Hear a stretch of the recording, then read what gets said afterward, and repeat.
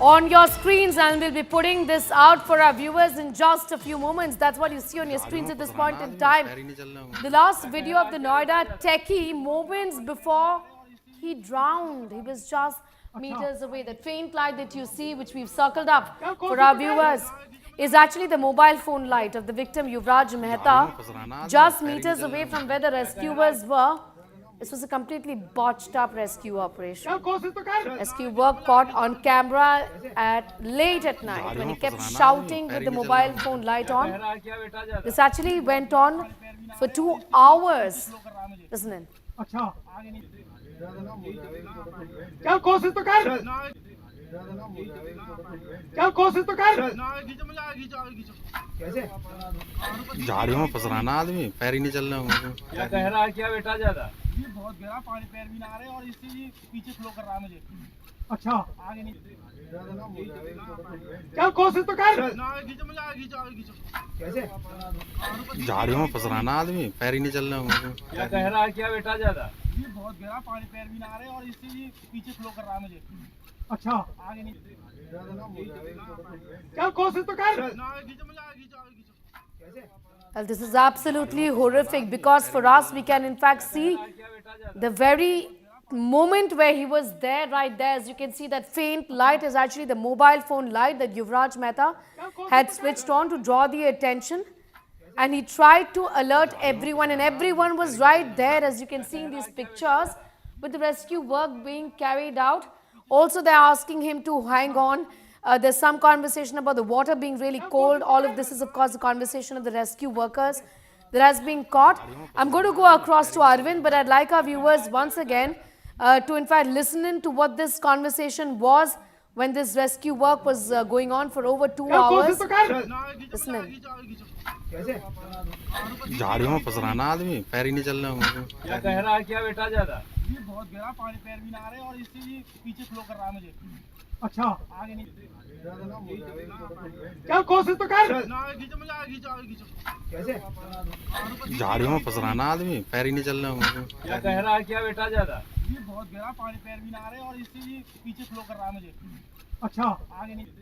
My colleague Arvind Ocha has accessed that video for us. He is now joining us for the very latest on that. Arvind, ये video दिखाता है कि ये possible हो सकता था अगर ये रेस्क्यू ऑपरेशन को शायद थोड़े और प्रोफेशनली अगर किया जाता तो शायद युवराज मेहता आज जिंदा होते। मोबाइल फोन लाइट दिख रहा है साफ, कुछ ही मीटरों के डिस्टेंस में रेस्क्यू वर्कर्स जो है वो ट्राई कर रहे हैं, कोशिश कर रहे हैं युवराज को रेस्क्यू करने के लिए गाड़ी के ऊपर से। देखिए, आपने बिल्कुल सही कहा। अगर प्रोफेशनल वे में रेस्क्यू ऑपरेशन किया जाता तो शायद युवराज आज हम लोग सभी के बीच होता। ये जो वीडियो है वो उस रात का है जब एक्सीडेंट हुआ था और एक्सीडेंट के बाद फिर लोकल पुलिस को युवराज के फादर ने कॉल किया था। उसके बाद फायर की टीम, जो नोएडा पुलिस की टीम है, वो वहां पर पहुंची थी और जो सामने टॉर्च जल रहा है, टॉर्च दिखा रहा है मोबाइल का, वो है युवराज जो फंसा हुआ है, कोशिश कर रहा है कम्युनिकेशन करने की। और इधर से नोएडा पुलिस और फायर डिपार्टमेंट के लोग भी कोशिश कर रहे हैं और वो कह रहे हैं कि कोशिश तो कर, यानी युवराज को ही कह रहे हैं कि वो कोशिश करे बाहर आने की। और यहाँ पर लगातार जो फायर डिपार्टमेंट और नोएडा पुलिस के लोग बातचीत कर रहे हैं, उसमें ये बता रहे हैं कि सिचुएशन कैसी है।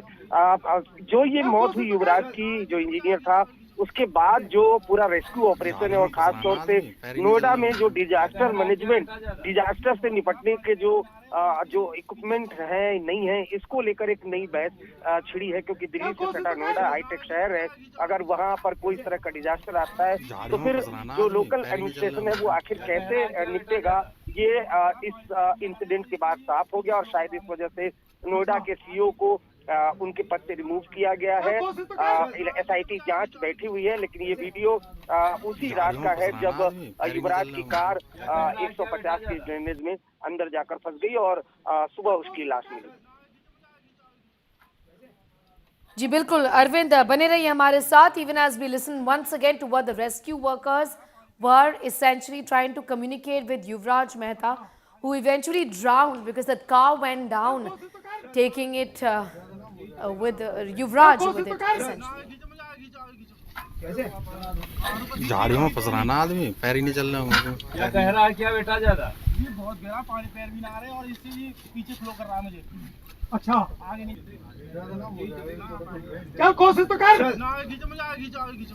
कैसे? झाड़ियों में फंस रहा ना आदमी, पैर ही नहीं चल रहा उनको। क्या कह रहा है क्या बेटा ज्यादा? ये बहुत गहरा पानी, पैर भी ना आ रहे और इससे ये पीछे फ्लो कर रहा है मुझे। क्या कोशिश तो कर ना, खींचो मुझे, आगे खींचो, आगे खींचो। कैसे? झाड़ियों में फंस रहा ना आदमी, पैर ही नहीं चल रहा उनको। क्या कह रहा है क्या बेटा ज्यादा? ये बहुत गहरा पानी, पैर भी ना आ रहे और इससे ये पीछे फ्लो कर रहा है मुझे। अच्छा आगे नहीं क्या कोशिश तो कर। And this viewers, this went on for 2 hours asking Yuvraj to try harder. Many of them, of the rescue workers, talking about the fact that झाड़ियों में पैर फंस रहा है. They're also talking about the cold water here, getting stuck in water. The deep water, गहरा है पानी, is what one of the rescue workers have said, even as so many people stood there and continue to make these videos. But the big question is, could have this been done better? At the end of the day, enough warning was given by the man in distress, Yuvraj Mehta, who called everybody possible, and there was enough indication that he is going to drown, or rather he's going to go down with his car, which he did. Remember, the car was also pulled out just a few days ago.